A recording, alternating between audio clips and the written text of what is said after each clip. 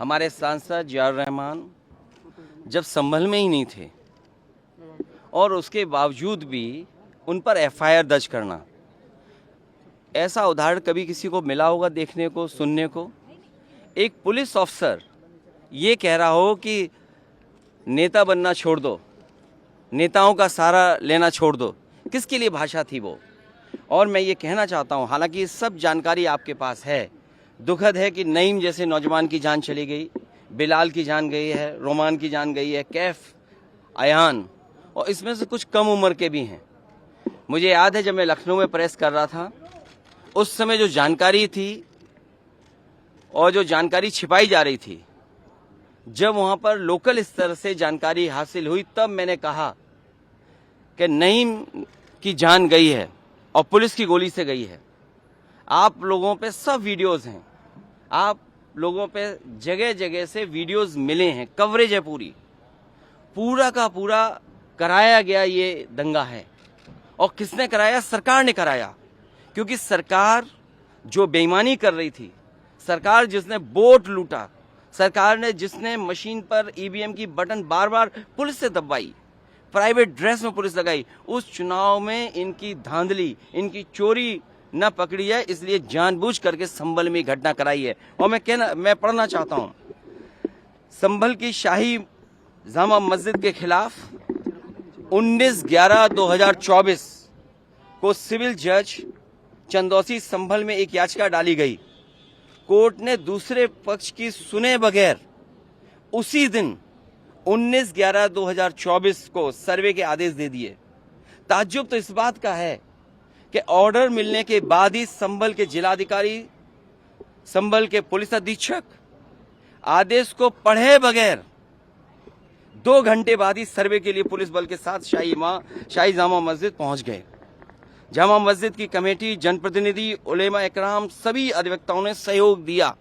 जिस समय पहली बार सर्वे हुआ है और कोर्ट के आदेश के बाद पूरा का पूरा सहयोग, जो भी वहां जिम्मेदार लोग थे, जो भी जिम्मेदार वहां पर मौके पे थे, सबने सहयोग किया। जिलाधिकारी संभल और पुलिस अधीक्षक संभल ने 2.5 घंटे सर्वे के बाद कहा, अब सर्वे पूरा हो चुका है और अब रिपोर्ट कोर्ट को भेज दी जाएगी। दिनांक 22/11/2024 फ्राइडे को जुम्मे की नमाज के लिए लोग नमाज अदा करने के लिए जामा मस्जिद पहुंचे, लेकिन पुलिस प्रशासन ने बैरिकेडिंग लगा दी ताकि लोग नमाज न पढ़ सकें। उसके बाद भी लोगों ने संयम बरता, नमाज अदा की और किसी प्रकार का विरोध प्रदर्शन नहीं हुआ, किसी तरह की विरोध नहीं हुआ। 29 तारीख को कोर्ट की अगली तारीख तय थी। शाही जामा मस्जिद की कमेटी और मुस्लिम समाज के सभी लोग कोर्ट के केस की पैरवी के लिए तैयारी कर रहे थे, परंतु दिनांक 23 तारीख को रात पुलिस प्रशासन द्वारा कहा गया कि 24 तारीख को यानी अगले दिन सुबह को दोबारा सर्वे किया जाएगा। आखिरकार पहले एक बार सर्वे हो गया।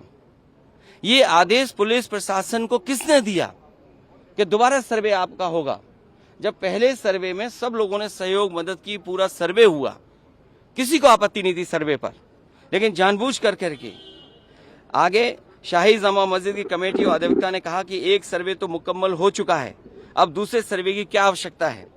कोर्ट के आदेश का हमने पालन कर दिया, अगर दूसरा सर्वे करना है तो दोबारा आदेश करवाएं, कोर्ट के आदेश के बाद हम दोबारा सर्वे करा देंगे। लेकिन जिलाधिकारी संभल और पुलिस अधीक्षक संभल ने कोई सुनवाई नहीं की और तानाशाही दिखाते हुए और सुबह के वक्त से पहले शाही जामा मस्जिद आ गए। शाही जामा मस्जिद कमेटी और मुस्लिम समाज के लोगों ने फिर भी धैर्य रखा और दोबारा सर्वे के लिए अंदर ले गए। सर्वे के दौरान करीब 1.5 घंटा बाद जब जनता को सूचना मिली तो वो इकट्ठा होना शुरू हो गए। लोगों ने सर्वे का कारण जानना चाहा तो सर्कल ऑफिसर ने उनके साथ गाली गलौज की और लाठीचार्ज करवा दिया, बुरी तरह से जख्मी कर दिया। इसका विरोध करते हुए चंद लोगों ने पत्थर चलाए, जिसके बदले में पुलिस सिपाही से लेकर अधिकारी तक ने अपने सरकारी और प्राइवेट हथियारों से गोलियां चलाई, जिसकी वीडियो रिकॉर्डिंग है, जिसके एवज में दर्जन लोग गोलियों से घायल हो गए। 5 मासूमों जो कि अपने घर से सामान लेने के लिए निकले थे, उनकी मृत्यु हो गई। संभल का माहौल बिगाड़ने में याचिका दायर करने वाले लोगों के साथ पुलिस और प्रशासन के लोग जिम्मेदार हैं। इनको निलंबित किया जाना चाहिए और हत्या का मुकदमा चलाया जाना चाहिए, जिससे कि लोगों को इंसाफ मिल सके और आने वाले समय में कोई इस प्रकार की संविधान के खिलाफ गैर कानूनी घटना को अंजाम न दे जा सके। और बीजेपी के लोग ये कह रहे हैं कि संभल को बांग्लादेश बनाना चाह रहे हैं। देखिए, अगर आप बीजेपी की बात मानोगे तो गड्ढे में गिरोगे, जाके बीजेपी की बात मानोगे तो खाई में गिरोगे। बीजेपी वालों से पूछिए, क्या चुनाव कराया था आपने उत्तर प्रदेश में? कोई ऐसा मुसलमान भाई नहीं था जिसको इन्होंने रोका ना हो। लाठी से, बंदूकों से गाली गलौज की इन्होंने। हम लोग लगातार कहते रहे और फिर बीजेपी के पास जवाब किया। जब चुनाव आयोग को शिकायत की गई तो चुनाव आयोग ने खाना पूर्ति कर करके कुछ अधिकारियों के खिलाफ कार्रवाई की। क्या ये बता सकते हैं क्यों कार्रवाई हुई थी उनके ऊपर? क्या वोट रोकने का अधिकार था? क्योंकि वोट लूटने पे चर्चा ना हो। ये लोग लूटने वाले लोग हैं, इनके लिए लोग कोई मायने नहीं रखते, लोग मायने नहीं रखते। इन्होंने तंत्र से समर्थन लिया और तंत्र से ही अन्याय कर रहे हैं। उनका सीधा साधा फार्मूला है, पहले वो अन्याय करते हैं। अगर आप अन्याय का विरोध करोगे तो आप उन्हीं के अधिकारी आपके खिलाफ तमाम मुकदमे दर्ज करा देंगे। क्या जियाउल इस्लाम वहाँ थे? हमारे विधायक वहाँ थे, सांसद थे क्या वहाँ? जियाउर रहमान। कोई बता दे, वो बेंगलोर में थे, वो अपने कार्यक्रमों में थे, संभल में नहीं थे। और ये तो उत्तर प्रदेश के बारे में आपको नहीं पता। आप में से सब उत्तर प्रदेश के लोग हैं। अगर प्रेस के लोग भी सच दिखा दें तो उन पे भी कार्रवाई हो जाती है। और मैंने अपनी प्रेस कॉन्फ्रेंस में कहा था कि बीजेपी के नेता ने कपड़े उतार करके प्रेस को मारा था, पूरे कपड़े उतार दिए थे। क्या कार्रवाई हुई बताइए आप? क्या प्रेस के लोग सुरक्षित हैं यूपी में? और अपना चुनाव जो लूटा है उसको छिपाने के लिए इन्होंने, सरकार ने जानबूझ करके किया है। कुछ लोग तो ये कहते हैं कि साबरमती फिल्म देख करके उन्हें लगा कि उन्हें भी बड़ा नेता बनना है, इसलिए ये सब कुछ कराया गया।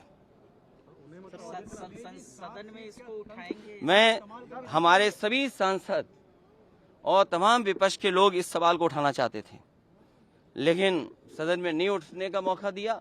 कल भी नहीं मिलेगा मौका, जब मिलेगा तब ये सवाल उठाया जाएगा और हमारा डेलीगेशन भी जाएगा। वहाँ के लोगों के दुख दर्द परेशानी, और फिर सरकार के हाथ में सब कुछ है। अज्ञात में नाम डाल दिए। मैं आपको याद दिलाना चाहता हूँ, कानपुर में जब दंगा हुआ था, अज्ञात में नाम लिख करके बड़े पैमाने पर पुलिस ने अन्याय किया था। पुलिस ने लूटा था पैसा और पुलिस अधिकारी को उन्हें हटाना पड़ा था, और यही आरोप था उन पर कि उन्होंने पैसा ज्यादा लूट लिया। अब बोल दिया, इसके बाद क्या बोलेंगे? लोगों ने वोट नहीं डाला, तंत्र से ही उन्होंने वोट डाल दिया और तंत्र से ही रिकॉर्ड बना करके जीत हासिल कर ली। आज आप लोग इस मामले को लेकर आदित्यनाथ जी की तरफ इशारा है आपका? साबरमती सरकार करा रही है। और आपको बहराइच का नहीं पता, उन्हीं के विधायक ने बीजेपी के अपने कैडर के ऊपर एफआईआर लगाई, और एफआईआर में देखिए धाराएं क्या लगी हैं।